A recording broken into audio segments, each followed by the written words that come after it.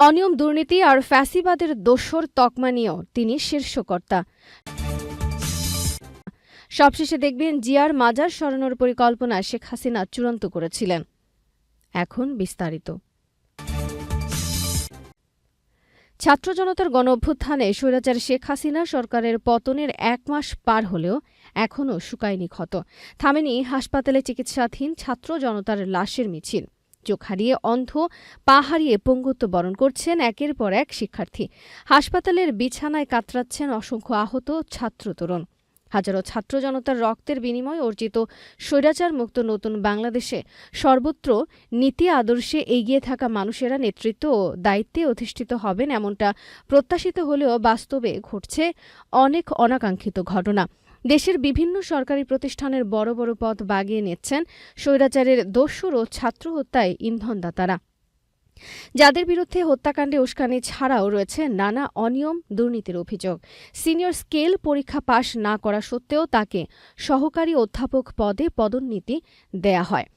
ওই পরীক্ষা থেকে তিনি অব্যাহতিপ্রাপ্ত হন। স্বাস্থ্য খাতের শীর্ষ কর্মকর্তার দায়িত্ব পাওয়া অধ্যাপক ডাক্তার রোবেদ আমিন তেমনই একজন বলে অভিযোগ করেছেন ওই খাতের কর্মকর্তা-কর্মচারীরা।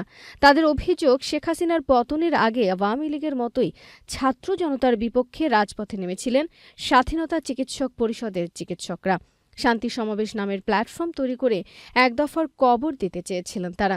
স্বাস্থ্য অধিদপ্তরের ভারপ্রাপ্ত মহাপরিচালকের দায়িত্ব পাওয়া রোবেদ আমিন এই প্ল্যাটফর্মে যুক্ত ছিলেন।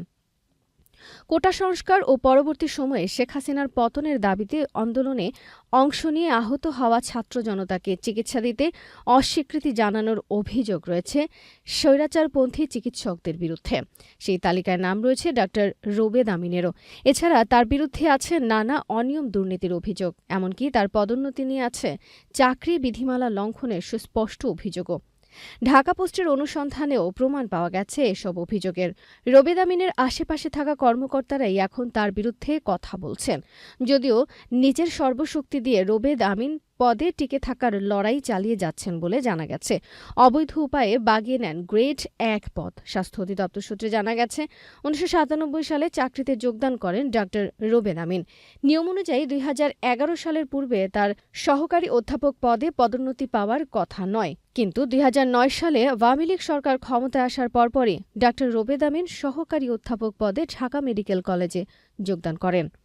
ফ্যাসিবাদী শেখ হাসিনা সরকারের তোষামোদি করে এরপর বিধিমালা ভঙ্গ করে ২০১৩ সালে সহযোগী অধ্যাপক এবং ২০২০ সালে অধ্যাপক পদে পদোন্নতি পান তিনি। স্বাস্থ্য অধিদপ্তর স্বাস্থ্য খাতের গুরুত্বপূর্ণ একটি জায়গা। এখানে মহাপরিচালক করা হয়েছে ফ্যাসিস্ট আওয়ামী সরকারের সময়ের একজন দুর্নীতিবাজ চিকিৎসককে। তিনি কিভাবে এই প্রতিষ্ঠানটিকে দুর্নীতিমুক্ত করবেন? আমরা চাই তাকে অপসারণ করা হোক। একই সঙ্গে তার বিরুদ্ধে যতগুলো অভিযোগ এসেছে সেগুলোর তদন্ত সাপেক্ষে ব্যবস্থা নেওয়া হোক। দুর্নীতিমুক্ত করবেন।